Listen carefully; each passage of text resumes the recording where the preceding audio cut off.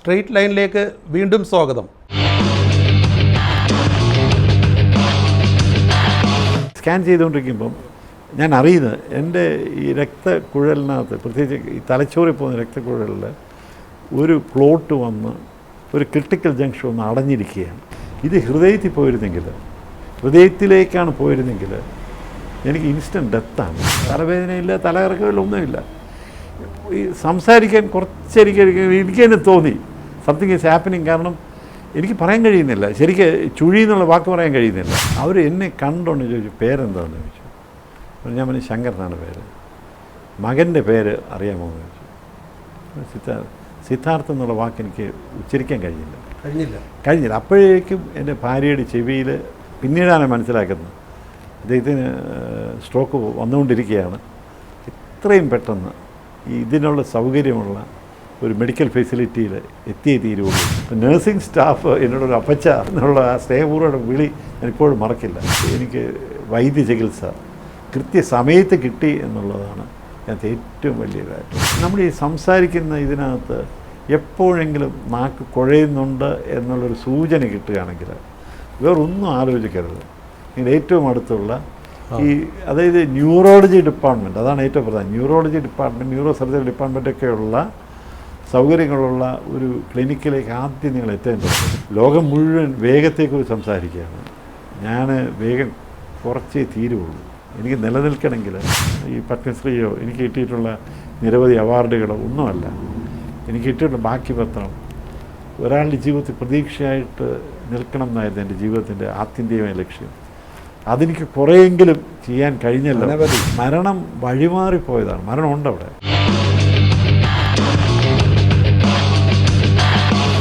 രാജ്യാന്തര പ്രശസ്തനായ വാസ്തുശില്പി architect G ശങ്കറാണ് നമ്മുടെ ഇന്നത്തെ അതിഥി. നമസ്കാരം ശ്രീ ജി ശങ്കർ. ഇപ്പോൾ എനിക്ക് മുന്നിലിരിക്കുന്ന ശങ്കർ ഒരു പുതിയ ശങ്കറാണോ? അതായത് കേരളകൗമുദി തന്നെ വന്ന ഒരു വാർത്തയുടെ തലവാചകം പക്ഷാഘാതത്തിൻ്റെ പ്ലാൻ മാറ്റി വരച്ച് ശങ്കർ. ശരിക്കും എന്താണ് സംഭവിച്ചത്? എങ്ങനെയായിരുന്നു ആ ഒരു അവസ്ഥ? ഞാൻ ഈ ഇലക്ഷൻ സമയമായിരുന്നു, തിരഞ്ഞെടുപ്പ് കാലമാണ്.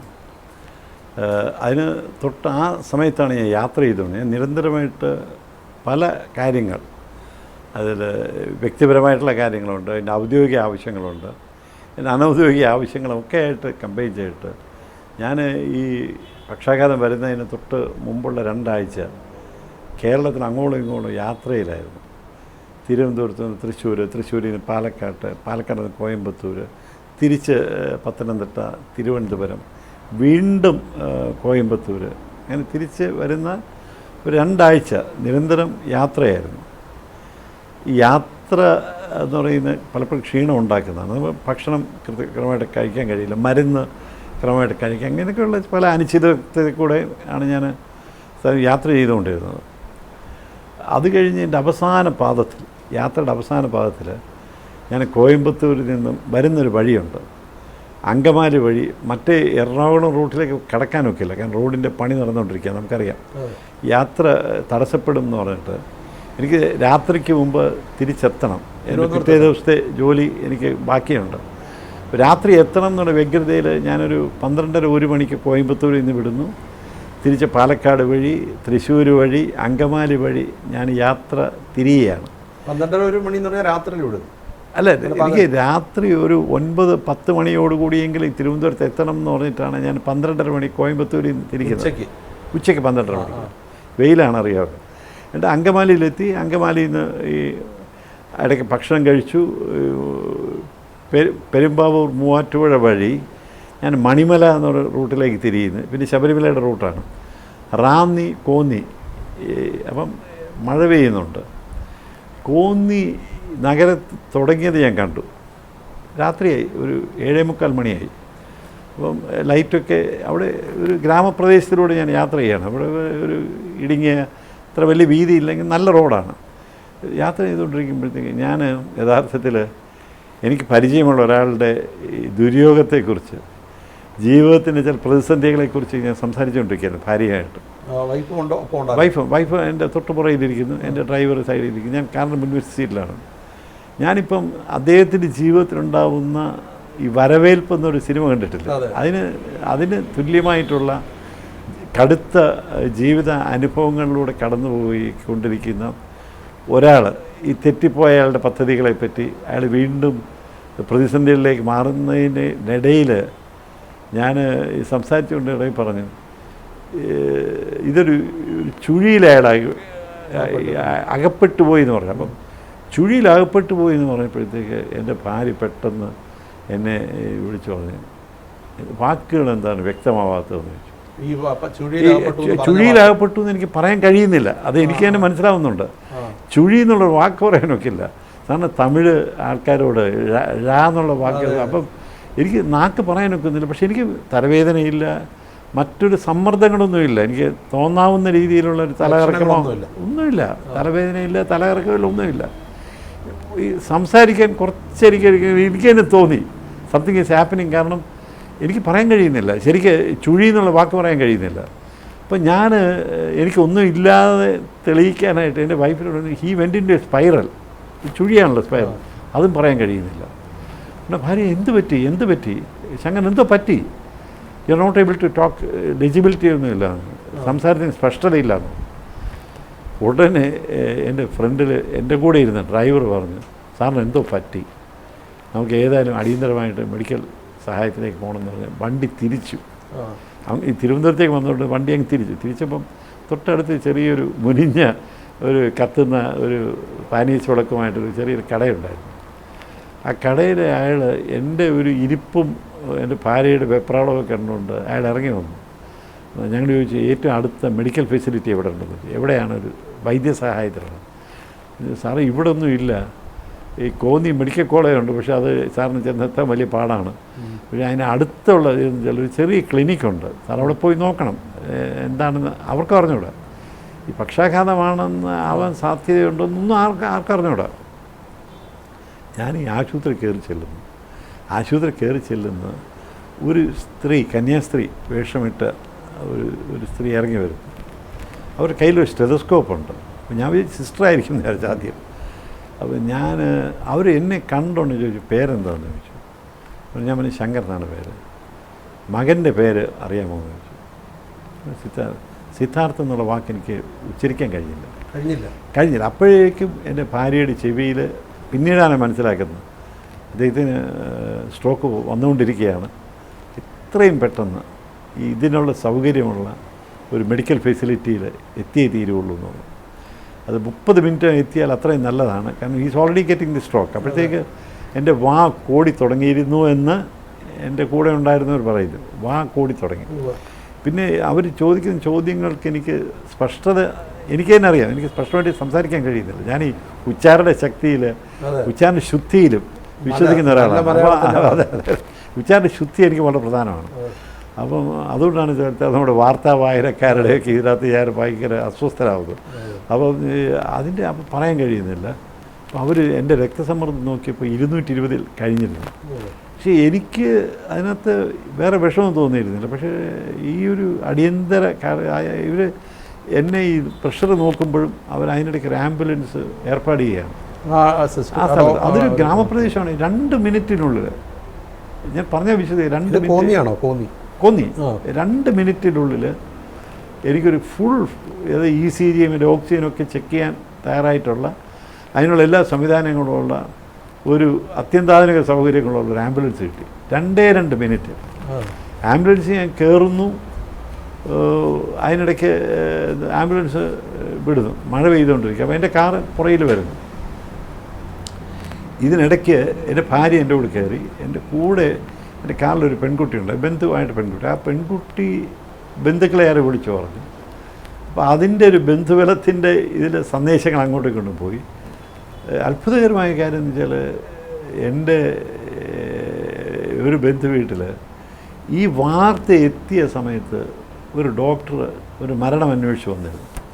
ആ ഡോക്ടർ പറയുന്നത് വെച്ചാൽ ഈ ഒരു പ്രത്യേക ആശുപത്രിയിലേക്കാണ് നിങ്ങൾ പോകുന്നത്. ബിലീവേഴ്സ് ചർച്ചിൻ്റെ ഒരു മെഡിക്കൽ കോളേജ് ഫെസിലിറ്റി, അവിടെ സ്ട്രോക്ക് സെൻ്ററുണ്ട് തിരുവല്ലയിൽ. ഈ കോന്നിയിൽ നിന്ന് 44 മിനിറ്റ് ഉണ്ട്, 44 കിലോമീറ്റർ. ഞാൻ 20 മിനിറ്റുകളിലാണ് എത്തിയത്. 20 മിനിറ്റുള്ളിൽ എത്തി. ആംബുലൻസ് ആ 20 മിനിറ്റ് ആംബുലൻസ് ഈ 20 മിനിറ്റിനുള്ളിൽ പലരെയും ബന്ധപ്പെടാനുണ്ട്, പോലീസിനെ ഉൾപ്പെടെ. അപ്പം ബന്ധപ്പെടാനുണ്ട്. അപ്പോൾ അവരൊക്കെ അവിടെ 20 മിനിറ്റിനുള്ളിൽ പൂർണ്ണ സജ്ജീകരണങ്ങൾ ഈ ആശുപത്രിയിൽ ഉണ്ടായിരുന്നു. ഞാൻ ആംബുലൻസിൽ നിന്ന് ഈ ചീറിപ്പാഞ്ഞൊരു ആംബുലൻസിൽ നിന്ന് എനിക്ക് ഇറങ്ങി കയറി നടക്കാനൊന്നും വന്നില്ല. നേരെ ഈ ആംബുലൻസിൽ നിന്ന് ഈ ബെഡ് തന്നെ സ്ലൈഡ് ചെയ്ത് ഒരു സ്ട്രെച്ചറിലേക്ക് പോവുകയും സ്ട്രെച്ചറിന് ഓടി ഈ ഇവരുടെ സ്കാനിങ് ഫെസിലിറ്റിയിലേക്ക് കയറുകയാണ്. ഞാൻ സ്കാനിങ് ഫെസിലിറ്റി കയറി കഴിഞ്ഞിട്ടാണ് എൻ്റെ ഭാര്യയെ കൊണ്ട് കൺസെൻറ്റ് ലെറ്റർ, അറിയാമല്ലോ ഇതിനകത്തൊക്കെയുള്ള ഒരു അപകടാവസ്ഥയുണ്ട്, അതിൻ്റെ കൺസെൻറ്റ് ലെറ്ററൊക്കെ വാങ്ങിക്കുന്നത്. എൻ്റെ ഭാഗ്യം കൊണ്ട് ഈ ന്യൂറോ സർജൻ ഈ 10 മിനിറ്റ് അവിടെ എത്തി. മെഡിക്കൽ ടീം വാസ്തയാണ്, മെഡിക്കൽ ഡയറക്ടർ ഉൾപ്പെടെയുള്ള എല്ലാ ടീമും എത്തി. It's A multi disciplinary. പല ആൾക്കാരും ഒന്നിച്ച് അവരുടെ അറിവുകൾ ഒന്നിച്ച് ചാലിച്ചെടുക്കേണ്ട ഒരു ഇതാണ്, ചികിത്സാ രീതിയാണ്. അവരൊരു 10-20 മിനിറ്റിനുള്ളിൽ കാരണം കണ്ടുപിടിച്ചു. അപ്പം ഒരു സ്കാൻ ചെയ്തുകൊണ്ടിരിക്കുമ്പം ഞാൻ അറിയുന്നത് എൻ്റെ ഈ രക്തക്കുഴലിനകത്ത്, പ്രത്യേകിച്ച് ഈ തലച്ചോറിൽ പോകുന്ന രക്തക്കുഴലിൽ ഒരു ക്ലോട്ട് വന്ന് ഒരു ക്രിട്ടിക്കൽ ജംഗ്ഷൻ ഒന്ന് അടഞ്ഞിരിക്കുകയാണ്. അടഞ്ഞു. അത് എൻ്റെ ഭാഗ്യം എന്ന് പറയുന്നത് എന്താ അറിയാം, ഈ ക്ലോട്ട് സഞ്ചരിക്കുന്നത് രസകരമായിട്ടൊരു കണ്ടെത്തലാണ്. ഈ നമ്മുടെ രക്തചംക്രമണം നടക്കുന്ന ഇതിനകത്ത് ഒരു ക്ലോട്ട് എവിടുന്നോ ഉത്ഭവിച്ചു, എവിടുന്നാണെന്നറിയില്ല. കാലിൻ്റെ വെരിക്കോസ് തൊട്ട് സാധ്യത തൊട്ട് ഇത് ഹൃദയത്തിൽ പോയിരുന്നെങ്കിൽ, ഹൃദയത്തിലേക്കാണ് പോയിരുന്നെങ്കിൽ എനിക്ക് ഇൻസ്റ്റൻറ്റ് ഡെത്താണ്. വേറെ മരണം വേറെ ഒന്നുമില്ല. കാരണം അത് ബ്ലോക്ക് ചെയ്ത് കഴിഞ്ഞാൽ പിന്നെ ഇത് ക്ലോട്ടല്ല, ഇത് ഈ ആർട്ടറി ഇതല്ല, ഇതൊരു ക്ലോട്ട് എന്ന് അടയാണ്. അടഞ്ഞു കഴിഞ്ഞാൽ പിന്നെ അപ്പം പിന്നെ രക്ഷയില്ല, മരണം സംഭവിച്ചതിന്. ഇത് സഞ്ചരിച്ച് എവിടുന്നോ ഉത്ഭവിച്ച് സഞ്ചരിച്ച് എൻ്റെ ഏറ്റവും വീതിയുള്ള ഒരു ആർട്ടറിയിലാണ് വന്നത്. ഇതിനേക്കാളും നേരത്തെ ഒരുപാട് ആർട്ടറീസ് തലച്ചോറിലേക്ക് പോകുന്നത്. അതിനകത്ത് എങ്ങാനും വന്നിരുന്നെങ്കിൽ ആകപ്പാടെ ഇതായിരുന്നു. കാരണം ഡോക്ടർ പിന്നീട് പറഞ്ഞിട്ട് അറിയുന്നത് അത് ഈ ബ്ലോക്ക് വന്നു ഒരു ക്രിട്ടിക്കൽ ജംഗ്ഷനിൽ വന്നിട്ട് ഇതങ്ങ് അടഞ്ഞു. ഇത് അടയുന്നതെന്ന് പറയുമ്പോൾ രക്തസമ്മർദ്ദം കൂടുകയാണ്. അടഞ്ഞു, നമ്മൾ രക്തം ഓടം അടഞ്ഞു. ഇത് കുറച്ചുകൂടെ ഏതാനും മിനിറ്റുകൾ കഴിഞ്ഞിരുന്നെങ്കിൽ അത് രക്തസ്രാവത്തിലേക്ക് നീങ്ങിയത്. രക്തസ്രാവത്തിലേക്ക്, തലച്ചോറിനകത്തുള്ള രക്തസ്രാവം നമ്മൾ കേട്ടിട്ടുണ്ട്. പെട്ടെന്ന് ഒരുപാട് ഒരു എന്താ പറയുക, വളരെ സങ്കീർണമായിട്ടുള്ളൊരു ആരോഗ്യാവസ്ഥയിലേക്ക് കൊണ്ടുപോയാൽ ഒന്ന് തീർച്ചയായിട്ടും ഒരു സാധ്യത മരണം തന്നെയാണ്. രണ്ടാമത്തെ സാധ്യത എനിക്ക് പൂർണ്ണമായിട്ട് ചലനശേഷി ഭാഗികമായിട്ട് നഷ്ടപ്പെടാം, പൂർണ്ണമായിട്ട് നഷ്ടപ്പെടാം. അങ്ങനെയൊക്കെ ഒരുപാട് സാധ്യതകളുണ്ടായിരുന്നു. പക്ഷേ അത് ഈ കണ്ടു വ്യക്തമായതോടുകൂടി എന്നെ സ്കാനിൽ നിന്ന് വെളിയിലിറക്കിയിട്ട് അപ്പം തന്നെ ഇത് അലിയിച്ച് കളയാനായിട്ടുള്ള ഒരു ഇഞ്ചക്ഷൻ ചെയ്ത് എന്നെ ICUയിലേക്ക് മാറ്റുകയാണ് ഉണ്ടായത്.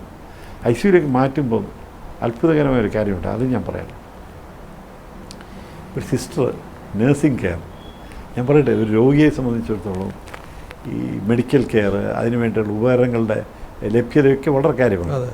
അതിനേക്കാളും വലിയ കാര്യം ഞാൻ ഒരിക്കൽ കൂടെ പറയാൻ ആഗ്രഹിക്കുന്നത് ഈ നേഴ്സിംഗ് കെയറാണ്. നമ്മളുടെ കൂടെ ഒരാളുണ്ട് നമ്മളെ ശ്രദ്ധിക്കാനും നമ്മളുടെ നമുക്കൊരുപാട് ആശങ്കകളുണ്ടല്ലോ, അത് പങ്കുവയ്ക്കാനായിട്ടുള്ള ഒരാൾ എന്ന് പറയുന്നത് നമ്മുടെ കൂടെ നിൽക്കുന്ന നേഴ്സിംഗ് സ്റ്റാഫാണ്. അപ്പോൾ നേഴ്സിംഗ് സ്റ്റാഫ് എന്നോടൊരു അപ്പച്ച എന്നുള്ള ആ സ്നേഹപൂർവ്വയുടെ വിളി ഞാനിപ്പോഴും മറക്കില്ല. അപ്പോൾ എനിക്ക് ഉറങ്ങാൻ കഴിയില്ല എന്ന്. എൻ്റെ ഈ ആഘാതം ഉണ്ടായിക്കഴിഞ്ഞാൽ 6 മണിക്കൂർ നേരം എന്ത് സംഭവിക്കാം. ഇപ്പം മരുന്ന് ഫലപ്രദമായിട്ട് അത് പ്രവർത്തിക്കണമെന്നില്ല, അങ്ങനെ പല സാധ്യതകളുണ്ട്. അപ്പം അബോധാവസ്ഥയില്ല, എനിക്ക് തലവേദന പോലും ഇല്ലായിരുന്നു. അപ്പം ഞാൻ ഉറങ്ങരുത് എന്ന് പറഞ്ഞിട്ട് 6 മണിക്കൂർ നേരം നിങ്ങളുടെ മുഖം നമുക്ക് കാണണം, നിങ്ങൾ സജീവമായിട്ടിരിക്കണം എന്ന് പറഞ്ഞു. നിങ്ങൾ ആലോചിച്ചു, ഒരു ICUയിൽ ഒരു എയർ കണ്ടീഷൻ അറ്റ്മോസ്ഫിയറിൽ 2 സൈഡിലും ഇഞ്ചക്ഷനൊക്കെ വെച്ചിട്ട് ഇങ്ങനെ ഇരിക്കുന്ന ഒരാളാണ്. ഉറങ്ങാൻ കഴിയില്ല, കാരണം എന്നാൽ വേദനയുണ്ട്. പക്ഷേ ഉറങ്ങിപ്പോയേക്കാം. ഉറങ്ങാതിരിക്കാനായിട്ട് ഈ നേഴ്സ് എൻ്റെ അടുത്ത് വന്നിട്ട് ഇടയ്ക്കിടയ്ക്ക് വിരൽ പിടിക്കാൻ പറയും. അതൊരു ഇതാണ് അവരുടെ കോർഡിനേഷനെ സംബന്ധിച്ചോളം ഒരു വലിയ ടെസ്റ്റാണ്. അപ്പം ഒന്നുകൂടെ ഒന്ന് മുറുക്കി പിടിച്ചതെന്ന് പറയും. എന്നെ വലിച്ചെടുക്കാം. അപ്പം അവർ സമ്മർദ്ദവും ഞാനും സമ്മർദ്ദവും. അപ്പം ഇങ്ങനെ നിരന്തരം എന്നെക്കൊണ്ട് പല എക്സസൈസ് ചെയ്തത്. അപ്പം എൻ്റെ മൂക്ക് തൊട്ടിട്ട് അപ്പച്ചൻ തിരിച്ച് അപ്പച്ചൻ്റെ മൂക്ക് തൊട്ട് എന്നൊക്കെ പറഞ്ഞിട്ടുള്ള ഈ കോർഡിനേഷൻ്റെ ചില കാര്യങ്ങളൊക്കെ ഉണ്ട്. അത് ചെയ്തുകൊണ്ട് 6 മണിക്കൂർ എന്നോട് ഇങ്ങനെ സംസാരിച്ചുകൊണ്ടും എന്നെ ഉറക്കാതെയും അവർ നോക്കി. 6 മണിക്കൂർ കഴിഞ്ഞപ്പം ഞാൻ യഥാർത്ഥത്തിൽ എൻ്റെ മകൻ്റെ പേര് ഒന്നുകൂടി ഞാൻ പറഞ്ഞു നോക്കി. അപ്പോഴത്തേക്ക് മുഖം വികൃതമായിരുന്നു, ഈ സൈഡ് കൂടി. അപ്പോൾ എൻ്റെ മകൻ്റെ പേര് വന്നപ്പോൾ എനിക്ക് പറയാനൊത്തു. ഇനി അപ്പം ഉണങ്ങിക്കോളാൻ പറഞ്ഞു. ഇനി കുറച്ച് വിശ്രമിക്കാൻ പറഞ്ഞു. ഞാൻ വിശ്രമിച്ച് രാവിലെ എഴുന്നേറ്റു. കുറച്ച് നേരം ഇത് ഞാൻ നേരത്തെ പറഞ്ഞ പോലെ ഞാൻ ICU കയറുമ്പോൾ 9 മണിയായിരുന്നു. അത് കഴിഞ്ഞിട്ടുള്ള 6 മണിക്കൂർ എന്ന് പറയുമ്പോഴത്തേക്ക് 3 മണിയായി രാവിലെ.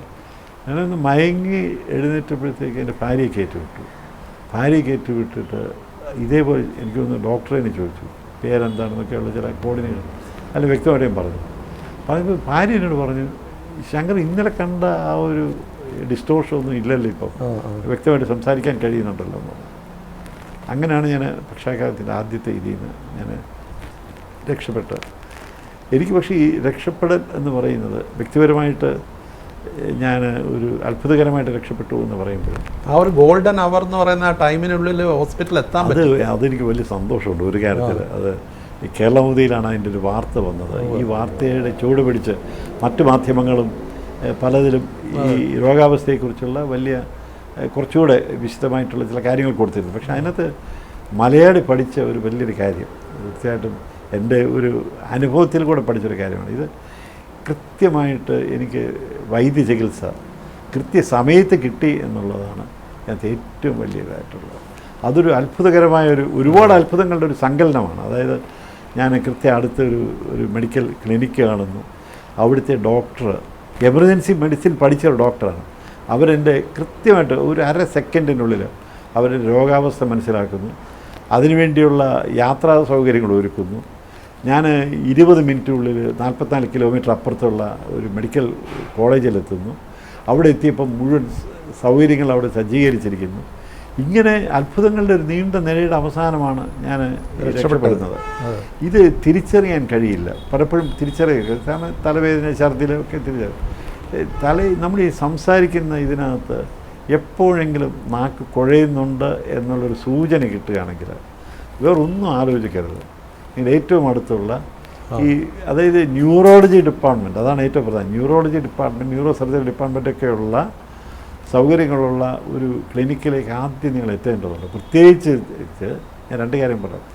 നമുക്ക് ചില രോഗാവസ്ഥയാണ്, ഇപ്പോൾ ഡയബറ്റീസ് രോഗാവസ്ഥയാണ്, അതുപോലെ പ്രഷർ, അതുപോലെ കൊളസ്ട്രോൾ. ഈ 3 രോഗാവസ്ഥയിലും മരുന്നൊക്കെ കഴിക്കുന്ന ആൾക്കാർക്ക് ഇത് ജീവിതത്തിൽ എപ്പോൾ വേണമെങ്കിൽ സംഭവിക്കാവുന്നതാണ്. അതൊന്ന്. അപ്പം കൃത്യമായ സമയത്ത് രോഗാവസ്ഥ കണ്ടെത്തുകയും അതിനുള്ള ചികിത്സാ രീതി കിട്ടിയാണ് എന്നെ രക്ഷപ്പെടുത്തിയത്. നിങ്ങൾക്കും തേടാവുന്നതാണ്. സമയം താമസിക്കുന്നത് ഇതൊരു വേറൊന്നുമല്ല. ഞാനൊരു ഇതാണെന്ന് വെച്ചിട്ട് അത് വേറെ എന്തെങ്കിലും രോഗമാണ് എനിക്ക് എന്നൊക്കെ പറഞ്ഞിട്ട് സമയം മാത്രമാണ് ഈ രക്ഷപ്പെടുത്തുന്നത്. ഈ ന്യൂറോ സംവിധാനം ഇല്ലാത്ത ആശുപത്രി പോയിട്ടും കാര്യമില്ല. അതൊന്ന്. അതുകൊണ്ട് ഈ ഞങ്ങൾ ഡിസാസ്റ്റർ മാനേജ്മെൻറ്റിനകത്ത് ഇതുണ്ട്. അതായത് ഇത്ര സൗകര്യങ്ങളൊരു ആശുപത്രി മനസ്സിനകത്ത് കണ്ടുപിടിക്കണം എപ്പോഴും. ശങ്കർജിയുടെ മേഖല തന്നെ ഡിസാസ്റ്റർ മാനേജ്മെന്റ് അടക്കമുള്ള, അത് കേരളത്തിൽ മാത്രമല്ല, ഇന്ത്യയിൽ മാത്രമല്ല, വിദേശത്തടക്കം. അതെ, ഈ ദുരന്തത്തിന്റെ ജീവിതത്തിലെ ഒരു ഡിസാസ്റ്റർ വന്നപ്പോൾ അല്ലേ? സത്യം അതെനിക്ക് തോന്നുന്നു ഒരുപാട് ആൾക്കാരുടെ പ്രാർത്ഥനകൾ അതിലുണ്ട്.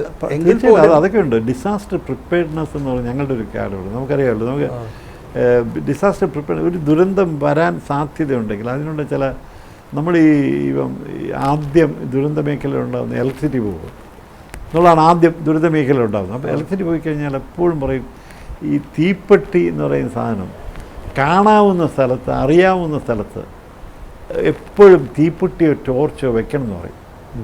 എപ്പോഴും നമുക്ക് പെട്ടെന്ന് കണ്ടെത്താവുന്ന, ഇരുട്ടായി പോയാലും പെട്ടെന്ന് കണ്ടെത്താവുന്ന ആ വെളിച്ചമില്ല ചിലപ്പോൾ നമുക്ക് രക്ഷപ്പെടാൻ കഴിയില്ല. അതുപോലെ ഈ ഇത്തരം ഒരു ഹൃദയാഘാതമാവാം. ഇത് 2 രീതിയിലാവാം. ഒന്നിൽ മസ്തിഷ്ക ആഘാതം അല്ലെങ്കിൽ ഹൃദയാഘാതം. ഇതിനൊക്കെയുള്ള ഒരു മുൻകരുതലായിട്ട് ഒരു ആശുപത്രി കണ്ടുപിടിച്ച് വെക്കണം, ഒരു ഡോക്ടറിനെ കണ്ടുപിടിച്ച് വെക്കണം. അതിനുള്ള ചികിത്സാ സൗകര്യങ്ങളുള്ള സ്ഥലം വീടിന് എത്ര 20 കിലോമീറ്റർ അപ്പുറത്താണെങ്കിലും ഒരു സൗകര്യം കണ്ടുപിടിച്ച് വെക്കണം. വഴി കൃത്യമായിട്ട് നമ്മൾ തിരിച്ചറിയണം. ശരിക്കും ഇത്തരം നേരത്തെ സൂചിപ്പിച്ച പോലെ ഡയബറ്റീസ്, പ്രഷർ, കൊളസ്ട്രോൾ ഇത്രയൊക്കെ അസുഖങ്ങൾക്ക് മരുന്ന് കഴിക്കുന്ന ആൾക്കാർ അവർ യാത്ര പോകുമ്പോൾ ഈ ഒരു പ്ലാൻ മനസ്സിൽ വേണം അല്ലേ? തീർച്ചയായിട്ടും disaster preparedness is A must. അതൊന്ന്. ഈ സമയത്തിൻ്റെ ഒരു ഇതുണ്ട്. കാരണം നമ്മൾ വ്യക്തമായിട്ട് ഇപ്പം ഞാൻ ഉറങ്ങിയിരുന്നെങ്കിൽ ഞാൻ എനിക്ക് വലിയ പ്രതിസന്ധിയായിരുന്നു. ഉറങ്ങിയിരുന്നേ അറിയില്ല, രക്തസ്രാവം കഴിച്ചിട്ട് അറിയാനൊക്കെയുള്ളൂ. പിറ്റേത് രാവിലെ എഴുന്നേൽക്കുമ്പോൾ നമ്മുടെയൊക്കെ പല സുഹൃത്തുക്കളെ അറിയാമല്ലോ, ഒരു തിരിച്ച് വരവാൻ ഒരു പക്ഷേ സാധ്യമാണ്. പക്ഷേ എന്നാലും വർഷങ്ങളോളം ഈ പക്ഷാഘാതത്തിൻ്റെ യാതനകൾ അനുഭവിക്കുന്ന ഒരുപാട് വൈകല്യങ്ങൾ നമ്മുടെ സുഹൃത്തുക്കളുണ്ട്. ഡിസബിലിറ്റിയിലേക്ക് പോകുന്ന ഡിസബിലിറ്റി സംസാരിക്കാനൊക്കെ ഇല്ല, എഴുന്നേറ്റിരിക്കാൻ പോലും ഒക്കാത്ത രീതിയിൽ പിന്നെ നിരന്തരമായിട്ടുള്ള ഫിസിയോതെറാപ്പിയിലൊക്കെ കടന്നുപോയി ജീവിതത്തിൻ്റെ ഒരു മാനം നഷ്ടപ്പെട്ടു പോകുന്ന ഒരുപാട് കാര്യം. ശരിക്കും ഇതിലേക്ക് വരാനൊരു കാരണമായിട്ട് താങ്കൾ വളരെ എപ്പോഴും ജോലി തിരക്കി മുങ്ങി നിൽക്കുന്ന ആളാണ്. അത് ജോലിയുടെ സമ്മർദ്ദം ഇതിനൊരു കാരണം 100% വളരെ ഒരു പ്രസക്തമായൊരു ചോദ്യമാണ്. കാരണം എപ്പോഴും ഈ തിരക്കുകളിലും സമ്മർദ്ദത്തിലും ജീവിക്കുന്ന ആൾക്കാർ കുറച്ചുകൂടി സൂക്ഷിക്കേണ്ടതുണ്ട്. കാരണം പല കാര്യങ്ങളും സംഭവിക്കാം. ഒന്ന്, ഈ സമയബന്ധിതമായിട്ട് ജോലി തീർക്കുന്നതിൻ്റെ ഒരു സമ്മർദ്ദമുണ്ട്. പ്രത്യേകിച്ച് പെർഫെക്ഷൻ, അത് നല്ല രീതിയിൽ അത് ചെയ്യണം എന്നാഗ്രഹിക്കുന്നവർക്ക് അത് ഒരു പ്രശ്നമാണ്. സമയം എപ്പോഴും സമയത്തിനെതിരായിട്ടുള്ളൊരു യുദ്ധമാണല്ലോ ജീവിതം. അതൊന്ന്. രണ്ടാമത്, നമുക്ക് കഴിയില്ല. ഇപ്പോൾ എല്ലാവരും പറയും മെഡിറ്റേറ്റ് ചെയ്യണം, അത് ചെയ്യണം, ഇതിന് സമ്മർദ്ദം കുറയ്ക്കണം എന്നൊക്കെ പറയുന്നത്, ഇതൊരു ജീവിതം നമ്മൾ സ്വീകരിച്ച് ജീവിതം ഭരിച്ച് തിരക്കുള്ളൊരു ജീവിതം സ്വയം നമ്മൾ ഭരിച്ച കുറേ ആൾക്കാരാണ്. അപ്പോൾ ഈ സമ്മർദ്ദം കുറയില്ല, പക്ഷേ സമ്മർദ്ദത്തിൻ്റെ ആഘാതത്തെ ലഘൂകരിക്കാനായിട്ട് ശ്രമിക്കണം. കാരണം ഈ സമ്മർദ്ദം നമ്മുടെ ഈ ആരോഗ്യം തകർത്ത് കളയും, മാനസികാരോഗ്യത്തിന് തകർത്ത് കളയും, ശാരീരികാരോഗ്യത്തെ തകർത്ത് കളയും. സമ്മർദ്ദം, നിരന്തരമുള്ള സമ്മർദ്ദം. അപ്പം അതിൽ നിന്ന് ആഘാതത്തിന് കുറയുന്ന ഒരു കാര്യം, ഇതിൻ്റെ ഈ സമ്മർദ്ദത്തിൽ നിന്ന് ഒഴിവാകുക. ഇപ്പോൾ ഒഴിവാകുക എന്ന് വെച്ചാൽ അതിൻ്റെ ഒരു വഴിയുണ്ട്, ഇത് വേറെ ആരെങ്കിലും ഏൽപ്പിക്കുക. പക്ഷേ എന്നെപ്പോലുള്ളൊരു പ്രശ്നം എന്ന് വെച്ചാൽ പെർഫെക്റ്റായിട്ട് ഒരു കത്തെഴുതണേ പോലും അതിൻ്റെ ഒരു പെർഫെക്ഷൻ വേണം എന്ന് പറയുന്ന ആൾക്കാർക്ക് ഇത് വലിയ ബുദ്ധിമുട്ടാണ്, വേറൊരാളെ ഏൽപ്പിക്കുക എന്നുള്ളത്. അതുകൊണ്ട് പല കാര്യങ്ങളും സ്വന്തമായിട്ട് ചെയ്യാൻ ശ്രമിക്കും. സമ്മർദ്ദം കുറച്ചുള്ളൊരു ജീവിതശൈലി കൊണ്ടുവരേണ്ടി വരും. ഇപ്പം ഞാൻ ഈ രോഗാവസ്ഥ കഴിഞ്ഞ് ഡോക്ടർ പറഞ്ഞത്, ഓഫീസിൽ കുറച്ചാൾ സമ്മർദ്ദമുള്ള ഒരു സിറ്റുവേഷൻ നിൽക്കരുതെന്നാണ്. ഞാൻ വീട്ടിലെത്തിയിട്ട് 4 ദിവസം എനിക്ക് ഓഫീസിൽ വരാതിരിക്കാൻ കഴിയില്ല. കാരണം പല കാര്യങ്ങളും വരാതിരിക്കുന്ന, ഇപ്പോൾ 1 മണിക്കൂർ കൂടുതൽ ഇരിക്കരുത്. കാരണം ഈ ഞങ്ങളുടെയൊക്കെ ജീവിതം വാസ്തുശില്പിയുടെ എന്നുള്ള മാത്രമല്ല, ഇത്രയും ആൾക്കാർ ജോലി ചെയ്യുന്നു, ഇത്രയും വർക്കുകൾ നടക്കുന്നു, ഓരോ നിമിഷവും പുത്തൻ പ്രതിസന്ധികൾ വരികയാണ്. അപ്പോൾ അതിനെ പ്രതികരിക്കാതെ കഴിയില്ല. ഓരോ പ്രതികരണവും നമ്മുടെ സമ്മർദ്ദം കൂട്ടും. ഇങ്ങനെയൊക്കെയുള്ള പ്രശ്നങ്ങളുണ്ട്. എൻ്റെ ഒരു every disaster is also an opportunity. അത് ഞാൻ പറയട്ടെ. എന്നെ സംബന്ധിച്ചോളം ഞാൻ അങ്ങനെയാണ്. ഞാൻ ഹെലൻ കെല്ലറിൻ്റെ ഒരു ഇത് വായിച്ചുകൊണ്ടിരിക്കുകയാണ്. ഞാൻ ഉദ്യാനത്തിലുള്ള ആ ക്ലൈംബിംഗ് റോസിനെ പറ്റി മനസ്സിലാണ് അവർ കാണുന്നത്. അതാണ് ഞാൻ നേരത്തെ പറഞ്ഞത്. ഹെലൻ കെല്ലറിൻ്റെ ഈ ഒപ്പ് കണ്ടാൽ നമ്മൾ ഞെട്ടിപ്പോകും. അതായത് ജീവിതത്തിൽ ഒരിക്കലും ഈ വെളിച്ചം കാണാത്ത ഒരു സ്ത്രീയായിട്ട് ജീവിതം മുഴുവൻ 80 വയസ്സ് വരെ ജീവിച്ചൊരു മഹതിയായ ലേഡി, അവരുടെയൊക്കെ പ്രശ്നം നോക്കുമ്പോൾ ഇത് വളരെ ലഘൂകരിക്കുന്ന പ്രശ്നമാണ്. അവരുടെയൊക്കെ ജീവിതത്തിൻ്റെ പാഠം നമുക്ക് ഈ പ്രതിസന്ധികൾക്കിടയിലും വലിയൊരു വെളിച്ചമാണ്, വലിയൊരു ഊർജ്ജമാണ്. ഇപ്പോൾ ഒരു ഭയങ്കര ദീപ്തമായിട്ടുള്ളൊരു ഓർമ്മകളാണ്. ഞാനപ്പോൾ തിരിച്ച് എൻ്റെ വായനയിലേക്കും എൻ്റെ ചലച്ചിത്ര ഇതിലേക്കൊക്കെ ഈ തന്നെ ഇരുന്ന് കുറച്ച്, അതാണ് എന്നെ സന്തോഷം കിട്ടുന്ന കാര്യങ്ങളിലേക്കൂടെ, സന്തോഷം കിട്ടുന്ന മാത്രമല്ല, എൻ്റെ വായന എപ്പോഴും എനിക്ക് ഏറ്റവും ഇഷ്ടമുള്ള വായന സംഘർഷഭരിതമായിട്ടുള്ള സന്ദർഭങ്ങളെ പറ്റിയുള്ള വായനയാണ് എനിക്ക് ഏറ്റവും ഇഷ്ടം. അത് നോവലാണെങ്കിലും സിനിമയാണെങ്കിലും അതുകൊണ്ട് അങ്ങനെ. പക്ഷേ എന്നാലും വായന നമ്മുടെ ഒരു അനുയാത്രയിലേക്ക് കൊണ്ടുവരും. അവിടെ സമ്മർദ്ദങ്ങൾ കുറവാണ്, നമ്മൾ സങ്കടപ്പെടും, കരയും. സിനിമ കണ്ട് കരയുന്ന ഒരാളാണ് ഞാൻ. അതിലെനിക്ക് എൻ്റെ പലരും പറയാ, ഈ സിനിമ കണ്ടിട്ട് നമുക്ക് അങ്ങനെയാണ് സിനിമ കാണേണ്ടത്, അങ്ങനെയാണ് ഒരു ഇമോഷണൽ കണ്ടന്റ് ഉൾക്കൊണ്ട് അതാണ് ജീവിതത്തിൻ്റെ ഭംഗി എന്ന് പറയുന്നത്. അതുകൊണ്ടാണ് പ്രകൃതിയെപ്പറ്റി നമുക്ക് ഒരു പുത്തൻ ദർശനമാണ്. കാരണം അതൊരു നമ്മുടെയാണ്, ജീവനുള്ള ഒരു എൻറ്റിറ്റിയാണ് പ്രകൃതി എന്നൊക്കെയുള്ളൊരു അവബോധം. അതിൽ നിന്നൊക്കെ അങ്ങനത്തെ ഒരു പ്രാഥമിക ജീവിത സങ്കല്പത്തിൽ നമുക്ക് മാറ്റമില്ല. ലൈഫ് ആഫ്റ്റർ സ്ട്രോക്ക് അല്ലെങ്കിൽ സ്ട്രോക്കിന് ശേഷം ശങ്കർജിയുടെ കാര്യത്തിൽ വലിയൊരു ഇതെന്ന് പറഞ്ഞാൽ ആ സമയത്ത് എത്താൻ പറ്റി, എല്ലാം ഒത്തിണങ്ങി വന്നു, അതിൽ നിന്ന് ഓവർകം ചെയ്യാനും പറ്റി. എന്താണ് ഒരു ചേഞ്ച് ഇനി ഇപ്പം ജീവിതത്തിൽ അതിന് മുമ്പുള്ള ജീവിതവും പിമ്പുള്ള ജീവിതവും തമ്മിൽ എന്തെങ്കിലും വ്യത്യാസമുണ്ടോ? തീർച്ചയായിട്ടും ഈ ലോകം മുഴുവൻ വേഗത്തെക്കുറിച്ച് സംസാരിക്കുകയാണ്. ഞാൻ വേഗം കുറച്ചേ തീരുള്ളൂ.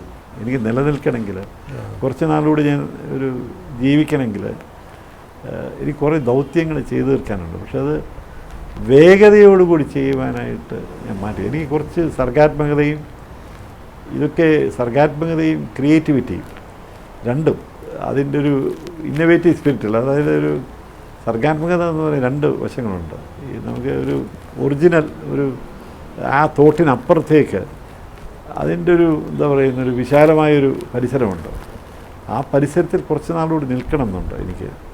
പിന്നെ രണ്ടാമത് കൂടുതൽ പാവപ്പെട്ടവർക്കും ഇല്ലാത്തവർക്കും വയ്യാത്തവർക്കും വേണ്ടി ഞാൻ തുടങ്ങി വെച്ചൊരു പ്രസ്ഥാനം, അതിനെ കുറച്ചുകൂടെ ശക്തിപ്പെടുത്തേണ്ടതുണ്ട്. പ്രത്യേകിച്ച് ഇത്തരം പുതിയ കാലങ്ങളിൽ ഒരുപാട് ശക്തിപ്പെടുത്തേണ്ടത്. തിരക്ക് കുറയ്ക്കാൻ ആഗ്രഹിച്ചാലും ശങ്കർജി ആവശ്യപ്പെടുന്ന വലിയൊരു ജനസമൂഹം പുറത്ത് കിടക്കുകയില്ല.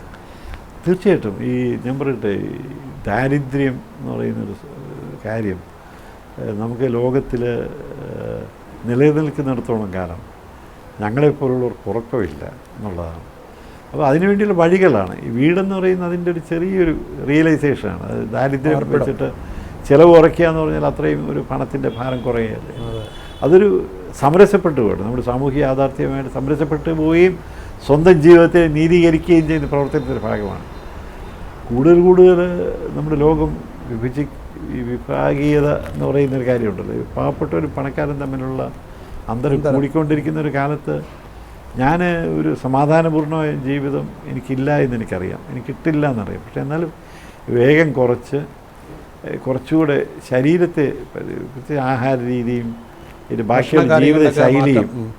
എന്നോട് പ്രധാനപ്പെട്ട ഡോക്ടർ പറഞ്ഞൊരു കാര്യം, 8 മണിക്കൂർ ഞാൻ ഉറക്കമുള്ള കുറച്ച് കുറവായിട്ടുള്ള ഒരാളാണ്. അപ്പോൾ 8 മണിക്കൂർ ഉറങ്ങണം എന്നെനിക്കില്ല. എനിക്ക് 6 മണിക്കൂർ ഈ തുടർച്ചയായിട്ട് ഉറങ്ങിക്കഴിഞ്ഞാൽ തന്നെ വലിയ ഭാഗ്യമാണ്.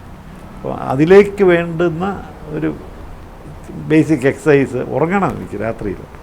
അതിന് വേണ്ടിയിട്ടുള്ള ശാരീരികമായിട്ടുള്ള ഒരു ബേസിക്, അതിൽ കുറച്ച് ഇങ്ങനെ തുടർച്ചയായിട്ട് അത് ഇനി ശരീരം നമുക്ക് വെറുതെ ഒരിടത്ത് മാറ്റി വയ്ക്കാനൊക്കില്ല. ശരീരത്തെ പ്രവർത്തിപ്പിച്ചേ തീരുള്ളൂ, ഊർജം കണ്ടെത്തിയേ തീരുള്ളൂ. ശരീരത്തെ കുറച്ചുകൂടെ വൃത്തിയായിട്ട് നോക്കണം. ഒരു ആത്മപരിശോധന മാത്രമല്ല, ഒരു ശാരീരികമായിട്ടുള്ള ആരോഗ്യത്തെ പറ്റിയുള്ള ഒരു അവബോധം. പതിവായിട്ടുള്ള കാര്യങ്ങൾ പലതും ഉപേക്ഷിക്കേണ്ടി വരും. രണ്ടാമത് എനിക്ക് ഒരു കാര്യം കൂടെ ഈ ജനങ്ങളോടുള്ള കാര്യം പറയാനുണ്ട്. ഇതിനകത്ത് ഞാൻ പറഞ്ഞില്ലേ, നമ്മുടെ സിസ്റ്റംസ് ഈ ഒരുപാട് ഈ സമൂഹ മാധ്യമങ്ങളിലൂടെയൊക്കെയുള്ള ഒരുപാട് തെറ്റായ കാര്യങ്ങൾ പ്രചരിക്കുന്നുണ്ട്. ഞാൻ ഈ കൂടെ കിടക്കുന്ന സഹരോഗികളുടെയൊക്കെ കാര്യങ്ങൾ പരിശോധിക്കുമ്പോൾ പലരും തെറ്റായ, പ്രത്യേകിച്ച് സമൂഹ മാധ്യമത്തിൽ വരുന്ന എളുപ്പ വഴികളുണ്ട്, കുറുക്ക് വഴികൾ, എളുപ്പ വഴികൾ. അതിനകത്ത് നമ്മുടെ ശരീരത്തിനുണ്ടാകുന്ന ആഘാതം നമ്മൾ തിരിച്ചറിയുന്നില്ല. നമ്മുടെ ഈ എളുപ്പം, ഡയബറ്റീസ് 30 ദിവസത്തിനുള്ള മാറ്റാം എന്ന് പറയുന്നിട്ടുള്ള ചില മരുന്നുകൾ, അതുപോലെ ഇങ്ങനത്തെ ചെറിയ ഈ എളുപ്പവഴി, നമ്മളെപ്പോഴും എളുപ്പവഴികൾ നോക്കുന്നതാണ്. അപ്പം നിങ്ങൾ ഒരിക്കലും തലവേദന, ഈ കൊടിഞ്ഞിൽ കുത്തിയിട്ട് നിങ്ങൾ സഫർ ചെയ്യുന്നുണ്ട്, നിങ്ങൾക്ക് പെർമനൻ്റായിട്ട് മാറ്റാം എന്നൊക്കെ പറഞ്ഞിട്ട് അതൊന്നും പെർമനൻ്റായിട്ട് മാറ്റാനൊക്കില്ല. അതിനതിൻ്റെ വഴിയും അതിൻ്റെ ക്രമമുണ്ട്.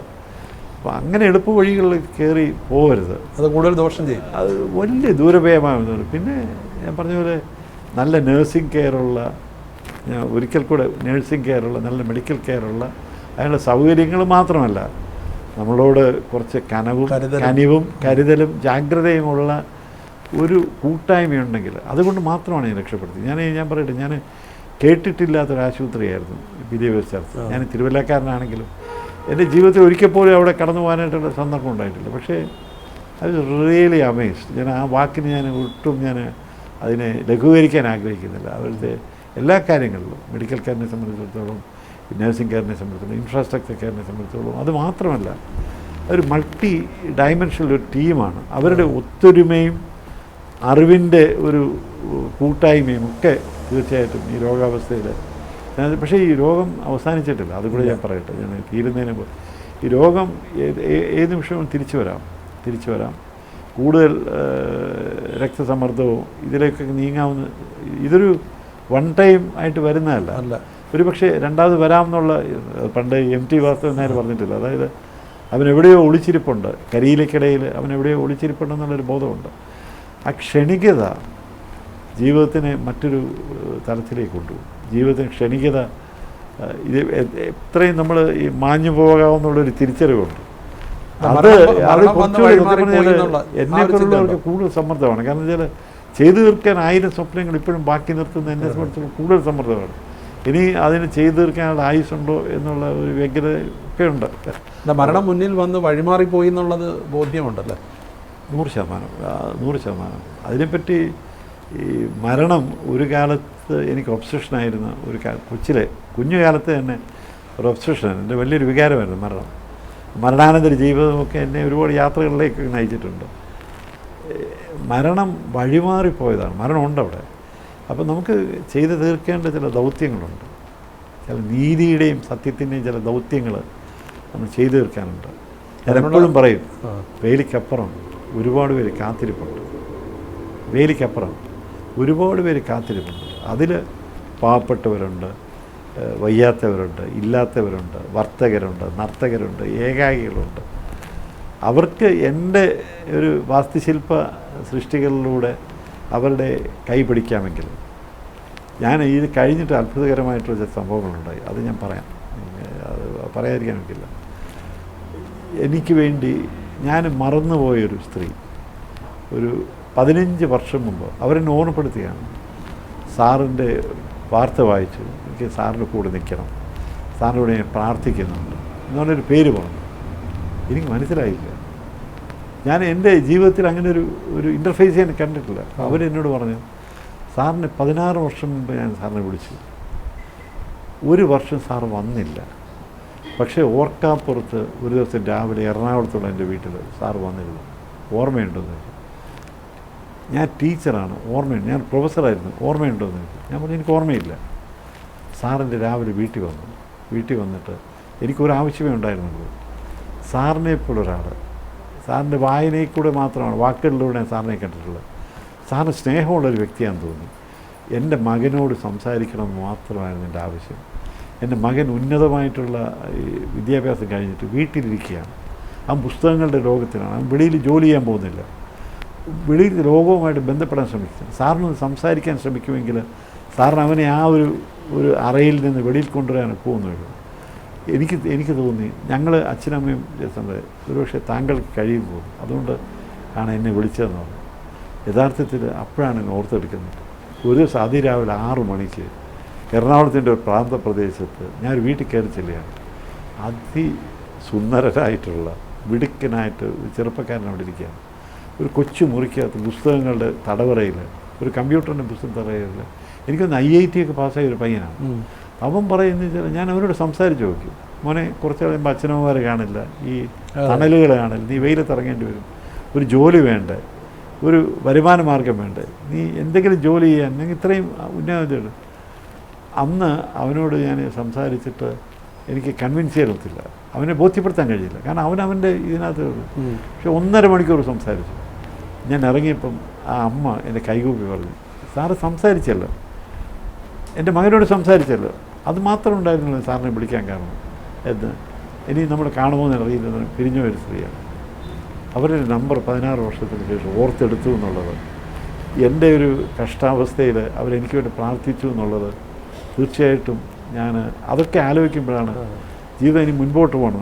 അതിൻ്റെ കൂടെ പറഞ്ഞു, എൻ്റെ മകൻ സാറ് 14 വർഷത്തിന് ശേഷം 2 മാസം മുമ്പ് ഒരു ലൈബ്രറിയിൽ, ഞാൻ പേരൊന്നും പറയുന്നില്ല, എറണാകുളത്ത് അടുത്തുള്ള ഒരു വലിയൊരു ആശുപത്രിയിൽ ലൈബ്രറിയിൽ ഒരു ഡോക്യുമെൻറ്റേഷൻ അസിസ്റ്റൻ്റായിട്ട് അവൻ പോയി തുടങ്ങിയിട്ടുണ്ട്. 2 മാസമായിട്ട് അവൻ ജോലി ചെയ്ത് വരികയാണ്. ഇതുവരെ തിരിച്ച് ജോലി കളഞ്ഞിട്ട് വരാനുള്ള വ്യഗ്രതയുള്ള ജീവിതം മാറി. ഒരുപക്ഷെ അത് എന്തെങ്കിലും കാരണങ്ങളും ഉണ്ടാവാം. പക്ഷെ സാറിന് എൻ്റെ മകനോട് 1.5 മണിക്കൂർ നേരം സ്പെൻഡ് ചെയ്ത ഒരാളെന്നുള്ള രീതിയിൽ അങ്ങനെ ഒട്ടേറെ പേര് എൻ്റെ ജീവിതത്തിൻ്റെ ഒരു ബാക്കി പത്രം, ഈ പത്മശ്രീയോ എനിക്ക് കിട്ടിയിട്ടുള്ള നിരവധി അവാർഡുകളോ ഒന്നുമല്ല. എനിക്ക് കിട്ടിയിട്ടുള്ള ബാക്കി പത്രം ഒരാളുടെ ജീവിതത്തിൽ പ്രതീക്ഷയായിട്ട് നിൽക്കണം എന്നായിരുന്നു എൻ്റെ ജീവിതത്തിൻ്റെ ആത്യന്തികമായ ലക്ഷ്യം. അതെനിക്ക് കുറേയെങ്കിലും ചെയ്യാൻ കഴിഞ്ഞല്ലോ എന്നുള്ളത്, ചെയ്യാൻ കഴിഞ്ഞല്ലോ. ഇനി ബാക്കി ശിഷ്ടകാലവും ആ ഒരു കാരുണ്യത്തോടെ നിൽക്കാൻ കഴിയുമെങ്കിൽ തീർച്ചയായിട്ടും എൻ്റെ ജീവിതം കുറച്ചുകൂടെ സാർത്ഥകമാവും, എൻ്റെ ജീവിതത്തിന് കുറച്ചുകൂടി നീതി കിട്ടും. അല്ല, ഒരുപാട് പേർക്ക് ഒരു തണലൊരുക്കിയിട്ടുണ്ട്. തണൽ എന്ന് പറയുമ്പോൾ നമ്മുടെ ഈ പാർപ്പിടം അടക്കം, അന്നേരം അവരുടെ ഒരു സ്നേഹത്തണൽ അത് ശരിക്കും അനുഭവിച്ചറിഞ്ഞില്ലേ ഈ ഒരു വേളയിൽ? 100%. ഞാൻ മറന്നുപോയ ആൾക്കാർ, എൻ്റെ ഓർമ്മയിൽ ഒരിക്കൽ ജീവിതത്തിൻ്റെ എൻ്റെ പ്രവണതയിലില്ലാത്ത ആൾക്കാർ, വഴിയിൽ ഒരിക്കൽ മാത്രം കണ്ടിട്ടുള്ള ആൾക്കാർ, മെസ്സേജിൽ കൂടെ മാത്രമുള്ള ബന്ധമുള്ള ആൾക്കാർ ആയിരക്കണക്കിനുള്ള സുഹൃത്തെ, 10,000-കണക്കിന് ആളുകളുടെ പ്രാർത്ഥനയും അവരുടെ ഒരു എന്താ പറയുക, ഒരു കൈപിടിക്കലുണ്ട്, ചേർത്ത് പിടിക്കുന്നത്, നമ്മൾ ചേർത്ത് പിടിക്കുന്നത്. അത് തീർച്ചയായിട്ടും ഒരു വളരെ സന്തോഷകരമായിട്ടുള്ള ഒരു തണലാണ്. അതാണ് ഒരു തണലിടം എന്ന് പറയുന്നത്. അല്ല, ഇത് ഏപ്രിൽ 4-നായിരുന്നു ഈ ഒരു ഏപ്രിൽ 4. ഇന്നിപ്പോൾ നമ്മൾ സംസാരിക്കുന്ന ഏപ്രിൽ 27-നാണ്.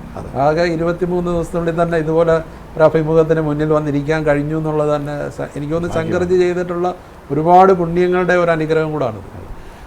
അത് മാത്രമല്ല, തീർച്ചയായിട്ടും ഞാൻ പറയാം, ക്ഷണികത മനസ്സിനകത്തുകൊണ്ട് ഉയർത്തുന്ന ഒരുപാട് അനുരണനങ്ങളുണ്ട്. അനുരണനങ്ങൾ നേരത്തെ പറഞ്ഞതുപോലെ കരുതലോടെ ഇരിക്കണം. എനിക്ക് കിട്ടിയ ഒരു ഭാഗ്യമുണ്ട്, അത് കഴിയുന്ന ആളുകളിലേക്ക് ഉണ്ടാക്കണം. ഇപ്പം കേരളത്തിൽ ഇപ്പോൾ ചർച്ചയായി ഇതൊരു ഈ ഗോൾഡൻ അവർ സമയബന്ധിതമായിട്ടുള്ള ഇതിനെപ്പറ്റി ഒരു അവബോധം, പ്രത്യേകിച്ച് സാധാരണക്കാർക്കും പാവപ്പെട്ടവരുടെ ഇടയിലൊക്കെ ചർച്ചാ വിഷയമായി എന്നുള്ളതാണ് ഒരുപക്ഷെ ഈ സംവാദത്തിൻ്റെ തന്നെ ലക്ഷ്യമെന്ന് കരുതുന്നു. എനിക്ക് ഏതായാലും അതുപോലെ തന്നെ ഇപ്പം നമുക്ക് തിരുവല്ലയിൽ അങ്ങനെ ഒരു ആശുപത്രി ഉണ്ടായി. യഥാർത്ഥത്തിൽ എല്ലാ ജില്ലാ ആശുപത്രികളിലും ഇത്തരം ചികിത്സയ്ക്കുള്ള സംവിധാനങ്ങൾ കൂടുതൽ ശക്തമാകേണ്ടിയിരിക്കുന്നു. ഇപ്പം തിരുവനന്തപുരത്ത് ഇപ്പോൾ ആണെങ്കിൽ നമ്മുടെ ഒരു വലിയ വെല്ലുവിളിയാണ്. നമ്മുടെ ആഗോളീകരണത്തിൻ്റെ കാലത്ത് ഈ ഭരണകൂടത്തിൻ്റെ ഒരു വലിയ ദൗർബല്യമുണ്ട്. ഭരണകൂട കർത്തവ്യങ്ങളിൽ നിന്ന് മാറി നിൽക്കുകയും നമ്മുടെ സംസ്ഥാനം പ്രത്യേകിച്ച് സാമ്പത്തികമായിട്ടുള്ള ഒരുപാട് വിഷമകരമായ അവസ്ഥയിൽ കൂടെ കടന്നു പോവുകയാണ് പല കാരണങ്ങളും. അപ്പം നമുക്ക് ഈ സൗകര്യങ്ങൾ ജനങ്ങൾക്ക് ഏറ്റവും കൂടുതൽ എത്തിച്ചിട്ടുള്ള ലോകത്തിൽ അത് പറയാതിരിക്കാൻ ഒക്കില്ല. ആ ഒരു പാരമ്പര്യമാണ് മലയാളിക്കുള്ളത്, കേരളത്തിനുള്ളത്. പക്ഷേ ഇത്രയും ഭാഗ്യമില്ലാത്ത ഒരുപാട് പേര് ലോകത്തിൽ പലയിടത്തും, നമ്മൾ മലയാളിയാണെങ്കിലും നമ്മൾ ലോകത്ത് ജീവിക്കുന്ന ഒരാളെന്നുള്ള രീതിയിലാണ് കാണുന്നത്. പ്രത്യേകിച്ച് ഞാൻ കണ്ട പല ഭൂമികളിലും വൈദ്യസഹായമൊന്നും കിട്ടാതെ എത്ര ദശലക്ഷക്കണക്കിന് ആളുകളാണ് മരിച്ചു പോകുന്നത്. അതിൻ്റെ ഈ പറയുന്ന കണക്കൊരു ആദ്യത്തെ ഏറ്റവും പ്രധാനപ്പെട്ട മണിക്കൂറുകൾ, ആ സമയമാണ് ശരിക്കും ഒരു പക്ഷാഘാതം വരുന്ന ഒരു രോഗിയെ രക്ഷപ്പെടുത്തുന്നത്. യഥാസമയം അതിനുള്ള സംവിധാനമുള്ള ആശുപത്രി ജില്ലയാണ്. അന്നേരം അത്തരം സംവിധാനങ്ങൾ എല്ലാ ജില്ലകളിലുമൊക്കെ വരികയൊക്കെ ചെയ്യുന്നത് വാസ്തവത്തിൽ ഒരുപാട് പാവപ്പെട്ടവർക്ക് അനുഗ്രഹമായി മാറുകയും. കേരളത്തിനെ സംബന്ധിച്ചിടത്തോളം ഞാൻ പറയാണ്, കേരളത്തിനെ സംബന്ധിച്ചിടത്തോളം ഒരു പുത്തൻ വൈദ്യശാസ്ത്ര ശാഖ വളരെ വ്യാപകമായിട്ട് വരുന്നത് എമർജൻസി മെഡിസിൻ. ഈ ട്രോമ കെയർ, എമർജൻസി മെഡിസിൻ കേരളത്തിൽ വലിയ പാലിയേറ്റീവ് കെയർ പോലെ തന്നെ വലിയ ശ്രദ്ധ കിട്ടുന്ന ഒരു വൈദ്യ വിഷയമാണ്.